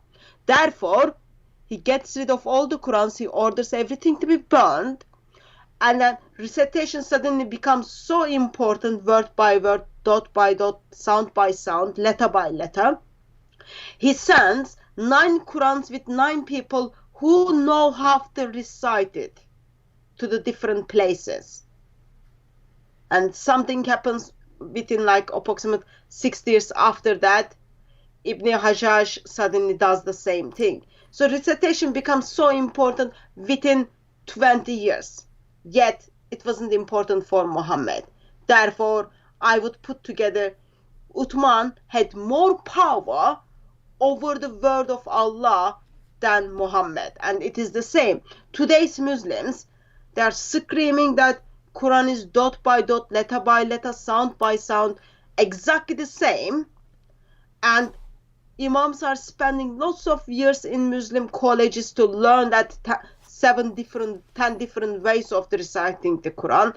Yet it was revealed in 7 different ways. But anyway, so they're learning in that 10 different ways. And it takes a lot of time to memorize that and learn it and keep in your mind. Yet it was not even important to Muhammad. Mm-hmm. Yeah, and I want to add another problem here, because notice, ladies and gentlemen, one, you have the facts, and then you have your hypothesis for explaining those facts, right? So we have the facts. We have different versions of the Quran with different words in Arabic. We have in the Muslim sources, Uthman ordering the Qurans be burned to cover up all the differences all the way back then. You have sources talking about entire chapters coming up missing. You have more than 100 verses coming up missing just from Surah 33. You have all of these different problems. And so the question is, don't forget the sheep. Yeah, and the sheep, verses being eaten by a sheep that are no longer in there today. Hey, you didn't, where'd you get that? I drew it. You drew that? Hey, we should have a contest. We should make that available and say, how do you caption this, right? In other words, people get to write in their own words, and then we'll have a contest and see who wins the contest for the best. We did the drawing Muhammad context couple of weeks ago. Mm-hmm. Oh, Muslims got so upset. They are still sending me emails that why I did that. But pictures were very good. But that one's perfect. Those with the without the words filled in, people love that, because then they get to insert whatever words, and then you have a contest on who. Yeah. Who is better, Allah? Yeah. Sorry for distracting. So, what was I talking about now? Oh, I wanted to draw attention to. So you basically have the facts, right? We have the same facts. We have different versions of the Quran. You have all these interesting points about differences and changes in the Quran down through the centuries. But then you have, how are you explaining that, right? Shabir is explaining it by saying, well, maybe lots of Muslims were just allowed to, memorize the gist, and that's how they ended up passing on the way they memorized it, which wasn't the precise wording, and so they ended up with these differences, and that's why Uthman eventually had to burn all these things. Keep in mind, that's not what the Muslim sources say. The Muslim sources don't say, and Muhammad revealed it, and then people just memorized it in whatever way they want, right? That's a theory that Shabir is using to explain the evidence, right? But there are problems with Shabir's explanation. There are problems with Shabir's hypothesis, namely that even the best reciters of the Quran did not agree with the Quran that was put out. So I'm just going to give one example because we've been going an hour and a half already and we still have a couple more video clips to get through. But let me give you one example. This is Jamiat Tirmidhi, number 3104. And this is actually a long section. I want to get to this point, this quotation at the down towards the end from Ibn Masud. Right? So this is a quotation from Ibn Masud here. Now, who is Ibn Masud? Muhammad was asked, who should we learn the Quran from? Muhammad said, if you want to learn the Quran from anyone, learn it from 4 people. And the top person on his list, the best reciter of the Quran, according to Muhammad himself, was Ibn Masud, Abdullah ibn Masud. So notice this part right here. Az-Zuri said, so this is after Zayd ibn Thabit came out with his edition of the Quran, and Uthman orders Muslims to hand over their copies of the Quran so they can be burned. And Uthman is issuing an official version of the Quran, which ultimately comes down, that changed too over time, but it's basically the Quran that Muslims want to go back to today. Az-Zuri said, Ubaydullah bin Abdullah bin Utbah informed me that Abdullah ibn Masud disliked Zayd ibn Thabit. Copying the Musahif. So that's Zayd ibn Thabit. That's the guy who your Quran goes back to today, Muslims, right? Abdullah ibn Masud disliked Zayd ibn Thabit copying the Musahif. And he said, "O you Muslim people, avoid copying the Mus'haf and recitation of this man." So you have the recitation, then you have the Mus'haf, which is the physical copy of the Quran, so an actual written text. Avoid copying the Mus'haf and recitation of this man. By Allah, when I accepted Islam, he was but in the loins of a disbelieving man. In other words, I was learning the Quran from Muhammad when this guy's not even born yet, meaning Zayd ibn Thabit. And it was regarding this that Abdullah ibn Masud said, "O people of Al-Iraq, keep the Musahif that are with you and conceal them. For indeed Allah said, and whoever conceals something, he shall come with what he concealed on the day of judgment." So meet Allah with the Musahif. Now, notice what Abdullah ibn Masud here said. "O people of Iraq, keep the Qurans that are with you." What Qurans are with them? These are the Qurans that Uthman is ordering people to hand over and burn so that he can issue the Zayd ibn Thabit international version, right? And Ibn Masud is saying, don't hand over your Quran so these people can destroy them. Keep the Qurans that you have with you. Don't take their Quran. Don't accept their Quran from them. What Quran is that? That's the Quran that Muslims use today. Now, this is amazing, ladies and gentlemen, because you got 2 possibilities here. Either Muhammad knew what he was talking about with the Quran, or he didn't.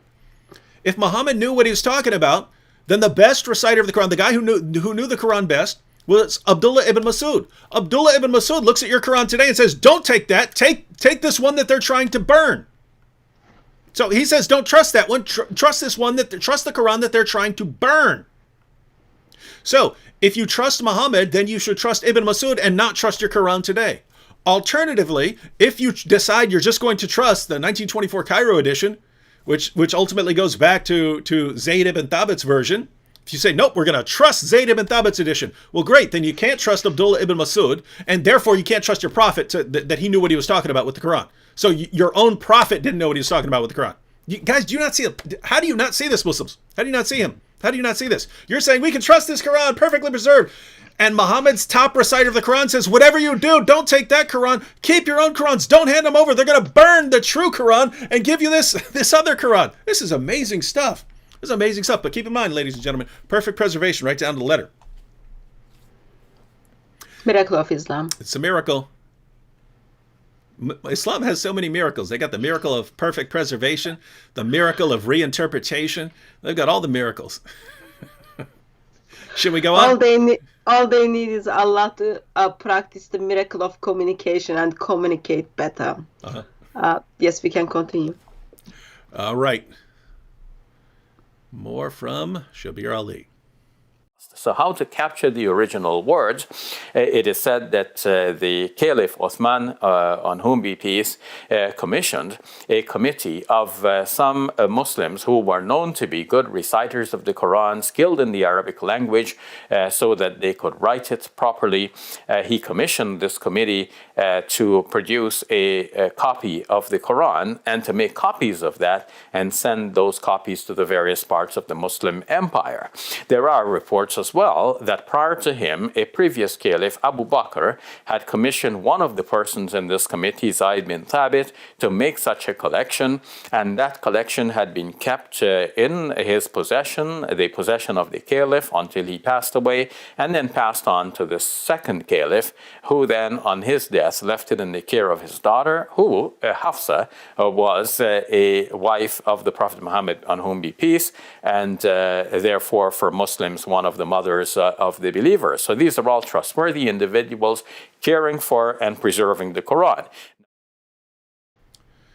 So, Abu Bakr put together, had a version of the Quran put together because he realized that lots of people were just learning the gist and they needed to fix this problem. So a lot of people just were going around reciting their own version. So Abu Bakr said, you know what, we need to fix this. We need to fix this. And so Abu Bakr had a copy of the Quran put out, and then it's passed on to Umar, the caliph, and then Umar passes it on to his daughter Hafsa. Any thoughts on this, Hatun? Also, just addition, the reason Abu Bakr compiled the Quran because people were dying in the Battle of Yamama. Therefore, they needed to put together the Quran so it doesn't mess up more. And just notice, Quran doesn't go to Aisha. Quran goes to Hafsa, Umar, and then Hafsa. And then what's going to happen is under Abu Bakr, it is the Zayd bin Thabit who is putting the Quran together. And that is the guy Ibn Masud says in Timida Khan, I don't trust this guy. And Shabir Ali just expressed they were all trustworthy. According to early Muslims, no, he wasn't trustworthy. Absolutely. And let me just give you a quote on what Hatun mentioned there.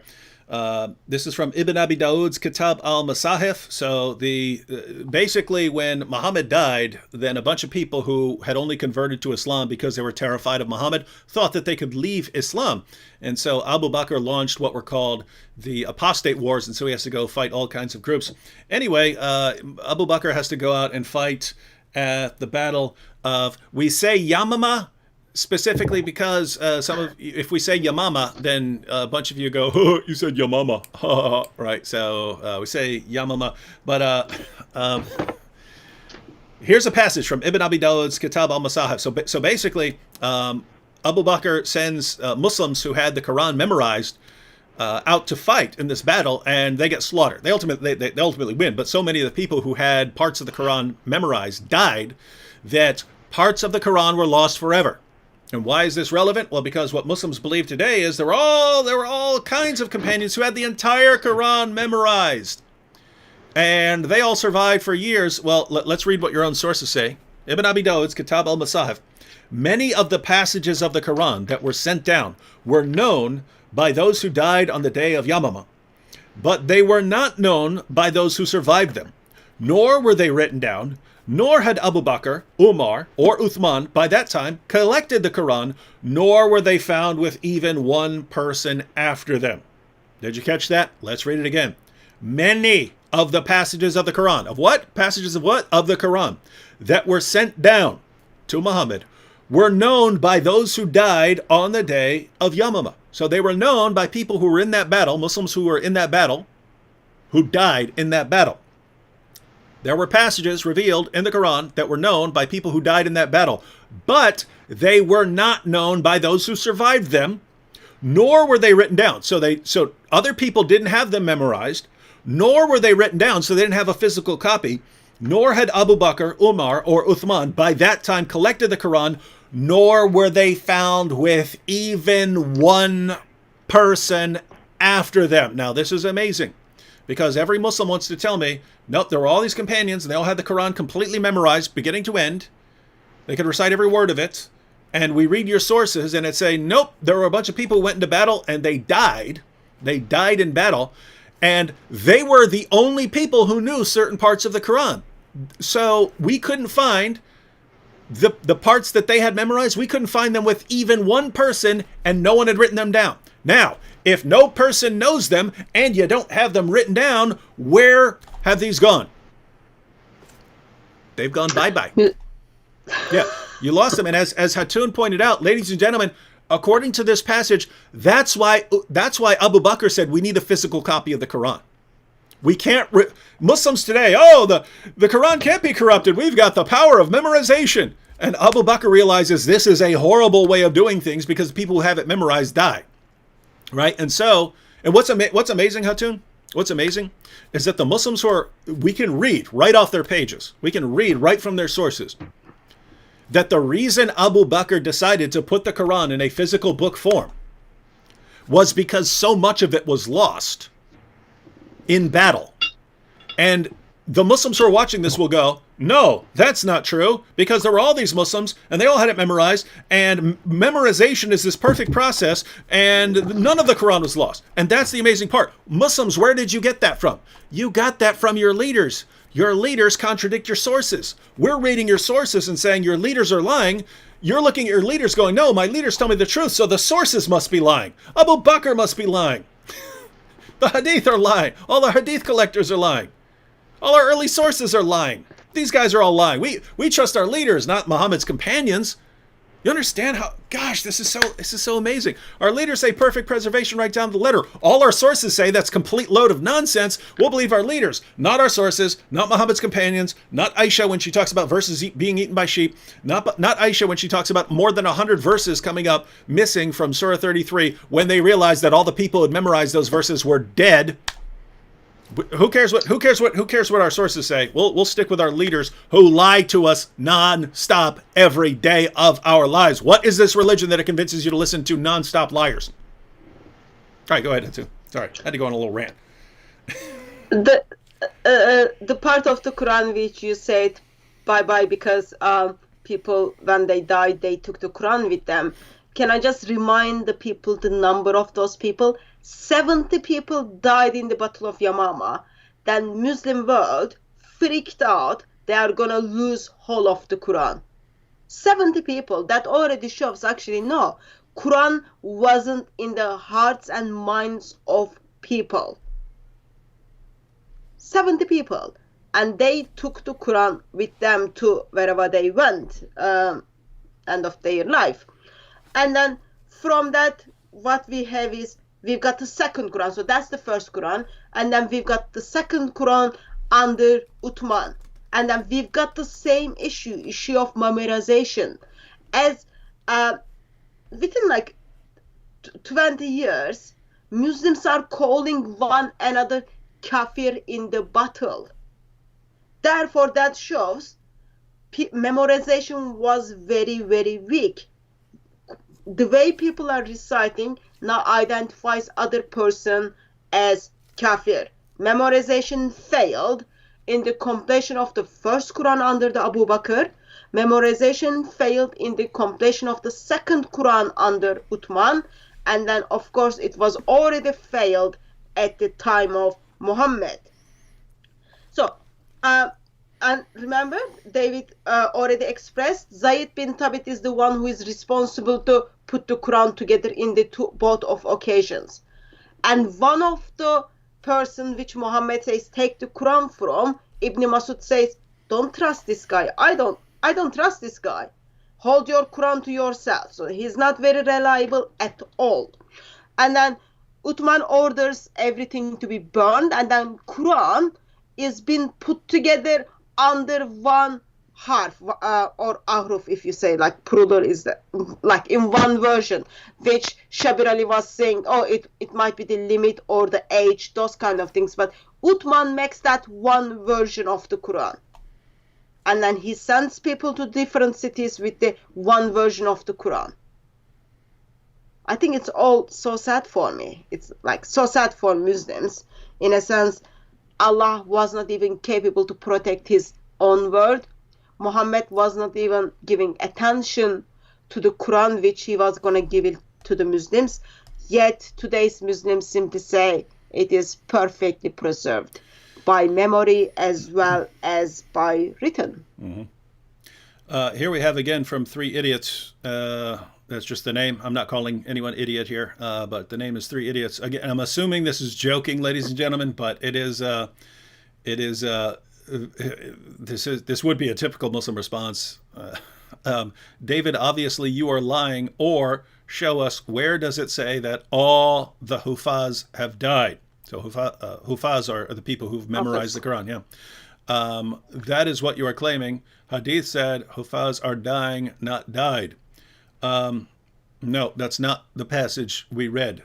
Again, Ibn Abi Dawud, Kitab al-Masahif. If you understand words, many of the passages of the Quran that were sent down were known by those who died on the day of Yamama.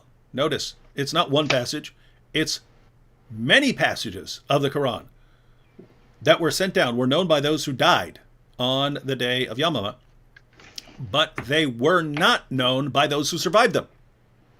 They weren't known by the people who didn't die. They weren't known by those who survived them, nor were they written down. If they weren't known by the people who survived and weren't known and weren't written down, who had them? Nor had Abu Bakr, Umar, or Uthman by that time collected the Quran, nor were they found with even one person after them. Notice, many passages of the Quran that were sent down were known by the people who died in that battle, but they were not found with even one person after them, and they hadn't been written down, and the Quran hadn't been collected. So, again, I'm going to assume this is a joke, or I'm not answering any more questions because you don't understand words, right? All right. Anything else we want to cover before we watch these last couple clips? No, I think we can move on to the next one. All right. Shabir Ali keeps it going. Now, when Uthman radiallahu anh wanted to commission this committee to make copies of this, he then got Zayd bin Thabit, who made the initial copy, together with the others, to go through back over the whole process, collecting the pieces again, comparing with this original copy, and then making further copies and sending them to various parts of the Muslim empire. And so Muslims have made efforts at various stages to preserve, first, the meaning and message of the Quran, secondly, the text of the Quran in a written form, and thirdly, to copy it and send it out to various parts of the Muslim empire so that Muslims would have a reliable written record in addition to the memorized text of the Quran, so that both memory and writing would serve as the two modes in which the Quran has been protected and preserved and passed on verbatim to Muslims throughout the generations. I can't believe he said passed on verbatim after everything else he said. So putting all of this together from Shabir, we have one more clip, but putting all of this together, you had Muhammad. He gives the Quran out in 7 different ways, but we don't know what those 7 different ways refer to. Could be dialects. We don't know. And a bunch of people memorized the Quran, but not the correct, precise wording. They just memorized it in a way that would help them, which is amazing because the Muslims tell me the Quran is so brilliant, so perfect, and so perfectly easy to memorize, and blah blah blah blah blah. Why would people change it and then memorize it in some other way when the original way is so perfect and easy to memorize? But anyway, people were allowed during early Islam to memorize it however they want, as long as they got the point. And then later, Abu Bakr realized we can't let this go on forever. When, if you read the actual sources, the reason Abu Bakr compiled the Quran was because so many people died in battle who had parts memorized that were lost. And he realizes we need a physical copy because guess what? If we have a physical copy that's safe in someone's house, that's better than having people memorize it and then the people die and then we lose it. So we need a physical copy. So the reason Muslims have a physical copy of the Quran today is because so many people died and lost parts of it. The entire reason you Muslims have a physical copy of the Quran is because so much of it was lost in your perfectly preserved book. So then you had that book. Then Uthman realizes, wait a minute, there are people, we wrote down a copy of it, and Abu Bakr had that copy. He passed it on to Umar, who passed it on to his daughter. But Muslims across our empire now are reciting the Quran in different ways. We need to send out an official version of the Quran. So he has Zayd ibn Thabit do this work again. And when Muhammad's top reciters of the Quran, people like Ibn Masud, saw this Quran, they said, no, this is wrong. Do not accept this. Keep the Qurans, hide them. Do not hand them over to this man to burn them. And according to Shabir Ali, that's how Allah passed on his perfect book. So that now, whether you recite it or whether you have the text, you have it verbatim. What a mess. And even after that, it didn't work because I told you still got 37 versions.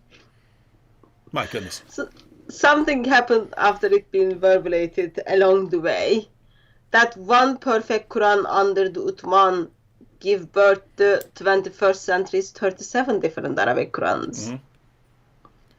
Miracle of Islam. It's all miracle of Islam. Something happens in 700s towards 900s. When we look at the Islamic tradition, they are talking about, actually there were 50 different Arabic Qurans was out there and circulating. In somehow the Quran which Muhammad, just a side note by the way, Uthman's Quran is not seen by Muhammad because Muhammad was long way dead. Abu Bakr's Quran was not seen by Muhammad, and he never said, yeah, this is the one perfect Quran, I give permission, because Muhammad was long dead. Mm-hmm. Even though they try to put the one perfect Quran, in somehow things happened, even in 1400s. Muslims give birth to different Arabic Qurans. Mm-hmm. And so, ladies and gentlemen, this just looks like one massive mess. It looks like the messiest process you could possibly come up with, right? Hey, I'm going to give you the perfect book. It's a perfect reflection of the perfect book, the perfect tablet that's in heaven. And I'm going to reveal it in 7 different ways. And you don't have to memorize it the way I reveal it. You can memorize it however you want, because later Muslim leaders who weren't even given permission by me are going to come along and they're going to destroy all the versions they don't like. And even my top scholars, my top experts on the Quran, they're going to disagree with this Quran, but don't listen to them. Listen to the other guys.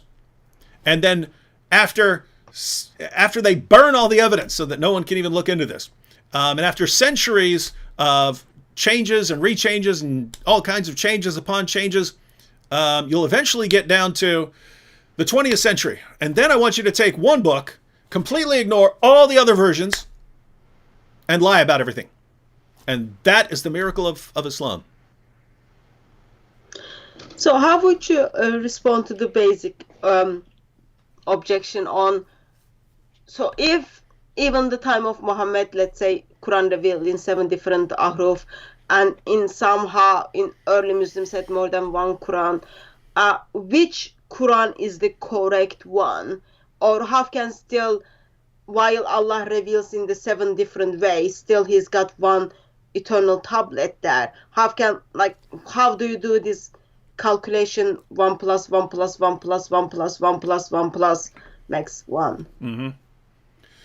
Yeah, so that's another, Muslims have a lot of these problems, but yeah, if you have these 7 different ways and these are all somehow one tablet in heaven, then yeah, it's 1 plus 1 plus 1 plus 1 plus 1 plus 1 plus 1 equals 1. It's a miracle, another miracle.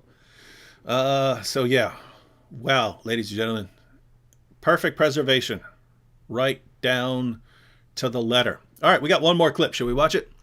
Yeah.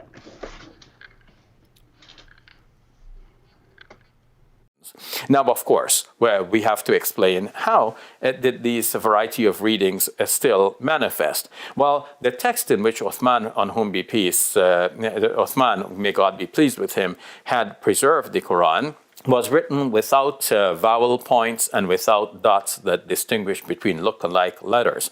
We'll have to come back in a subsequent segment to explain this in further detail, but in a nutshell, the text that Uthman prepared could be interpreted, could be read in a variety of ways, and that's one of the reasons why we have, surviving to this day, a variety of recitations, some of which may go back to the time of the Prophet Muhammad, on whom be peace. In fact, it is a common Muslim belief that we are not allowed to invent anything in the Quran, and it is generally presumed that all of these readings must somehow go back to the early teachers, even those within the lifetime of the Prophet Muhammad, on whom be peace, those who heard the Quran directly from the Prophet, peace be upon him, himself, the messenger of God. So now we have Shabir's third explanation for why we have different versions of the perfectly preserved Quran, right?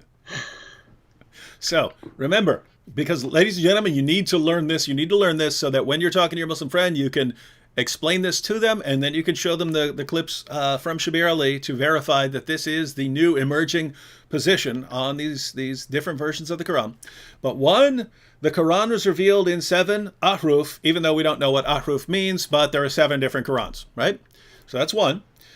2, lots of early people, the time of Muhammad, they didn't care so much about memorizing it word for word. Who cares about that? Who cares about the exact wording? Just get the main point. And you can memorize it however you want and put it whatever words you want, as long as you memorize, as long as you get the point across. Later Muslims, after the time of Muhammad, they had to crack down on this, and they had to pick which ones were the original wording and which ones were false.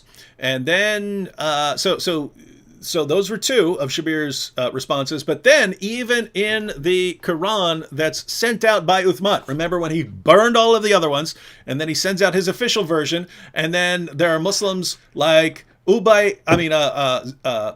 Masud saying, don't take that Quran. Do not take that Quran. Keep your Qurans. Don't hand them over. They're going to burn your Qurans, right? He's saying, don't accept this new Quran, accept the Quran that you already have. So notice that this is a key point. This isn't simply someone who memorized the Quran in some, to get the gist, and he had the wrong Quran, and so his Quran needs to be burned. This is Muhammad's top reciter of the Quran. If anyone knows the Quran, it's this guy. He's saying, don't take their version, keep the version that I gave you. And Uthman is saying, no, hand those over so I can burn them, right? This is a mess no matter what you're doing, right? But even in this version that's put out by Uthman, you don't have the diacritical marks. And without those marks, the words can be different things. In other words, you guys understand, in Arabic, there are all these, they put these dots in different places and so on. And depending on where those dots go, the words mean different things. Well, Uthman sends out his Quran, but it doesn't have the marks. And therefore, you don't know what the words mean. And so Shabir is saying, this is another source of the differences that we have today in different versions of the Quran. Part of the reason we have different versions of the Quran today is because they didn't have the marks back then. Later Muslims put them in, but different Muslims put in different marks and came up with different versions of the Quran.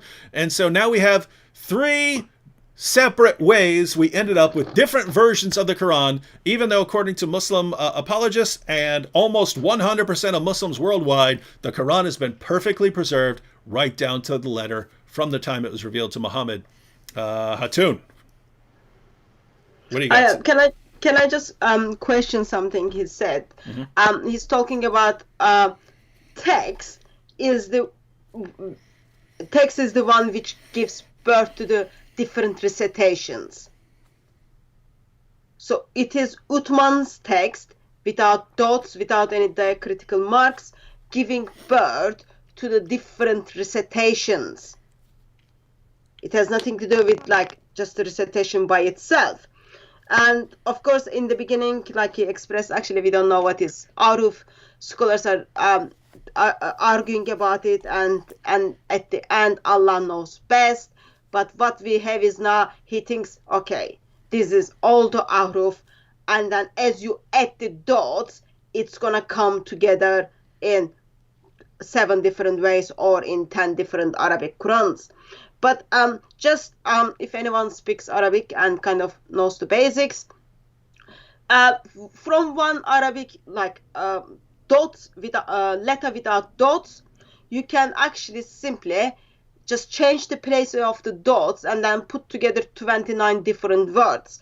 That would be like letter nun, which is like smiling face without dots. In Arabic, just put those 3 letters together. You can put together 29 Arabic words. Okay, that's the text of Uthman without any dots. You can produce lots of ways. But even before you go to that one, in Arabic, fight, kill, meat, and elephant are the same consonantal letters. Just when you change the dots, the way you place the dots for the consonantal letters and the critical marks, meet, elephant, fight, and kill will be in the sentence, which one you want. Therefore, when we look at the certain hadiths, we see a narrator says, oh, I don't know if Muhammad said meat or elephant, because text was already without dots, messed up. But what happens is 21st century Muslim says, actually, dot by dot, while text didn't have the dot, letter by letter, sound by sound, and the dots are the which affecting the sound, it's all perfectly preserved. That doesn't look very perfect preservation to me at all. Yeah, it looks like the exact opposite as far as I can tell. But I think we deserve an appearance of the shredded Quran there. I just put the shredded Quran on the screen, ladies and gentlemen. If you're new here and you don't know what the shredded Quran refers to, that's from Surah 15, verses 90, 91 and 92, which refer to the Quran being shredded. And yeah, you can see why we might want to say that the Quran has actually been shredded. What a messy, sloppy process for a book that's been perfectly preserved. All right. I am a bit disappointed that you thought Quran must be fit enough to have 6 packs. It's shredded. Yeah, but you can, when you look from the distance, you kind of think like it has 6 packs. It does. It's shredded. Not fit enough though. What? Quran is not fit enough. Not like, I don't think it did that much exercise because it got burned very easily, destroyed very easily. Do you guys use the word shredded over there in the UK? We do, yeah. You mean shredded when someone works out and they get all their muscles? Yeah. So so double meaning there. Yeah. All right, guys. I see there are a lot of people over in the super chat, but we've been going over 2 hours, and I have to record a video, so gonna have to take a rain check on. Yeah, there are too many. They're like looks like 25 super chats. All right, yeah, we'll take another half hour to go through these at least. So we're gonna have to go ahead and sign off here. Hatun, how can people stay in touch with you, follow what you're doing, support your work, any of that? So if you are in England, please do come to Speaker's Corner. If you are not in England, you can follow our work on YouTube through DCCIMinistries. And if you are committed Christian and if you want to disciple ex-Muslims, please do send me email, because we are currently doing online disciple of ex-Muslims internationally and we need help in that area. But easiest way is just go to YouTube, find DCCI Ministries, and you can follow us over there. All right, and ladies and gentlemen, I should have up a video later tonight, and tomorrow I'll be live again with Shameless Sam Shamoon. Wait, someone's saying at Shamoon in the chat. Is Sam actually there? Because I might have to block him. He's a troublemaker who always spreads complete nonsense. But I'll be on. Sam says, "Did David speak for 95% of the time again?" Sam always finds something to complain about. He's a total hater. That's why no one should listen to him or follow his live streams. All right. Catch y'all later. Again, video later on. Did I remember to put a... Yes, I put a link to Hatun's channel in the description box. So be sure to subscribe to her channel and follow the videos they put out there. And see y'all tomorrow. Be here with Sam Shamoon.